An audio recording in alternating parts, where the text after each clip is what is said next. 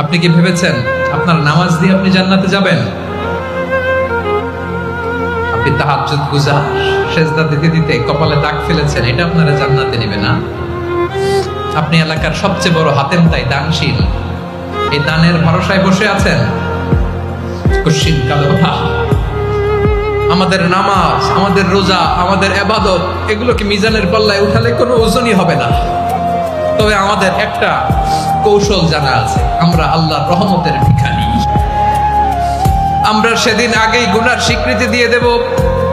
আমরা বলবো, আল্লাহ তুমি প্রশ্ন করার আগে তোমার একটা কথা বলি, আমারে কিছু জিজ্ঞেস করো না, আমি সব করেছি। এমন কোন পাপ নাই যে পাপ আমারে দিয়ে হয় নাই।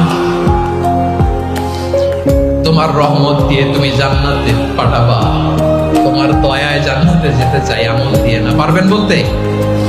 কিয়ামতের দিন আমরা বলবো, আল্লাহ আমার আমল দিয়ে জান্নাত চাই না, আমি তোমার দয়া দিয়ে জান্নাত চাই। তোমার দয়া ছাড়া আমার কোনো উপায় নাই।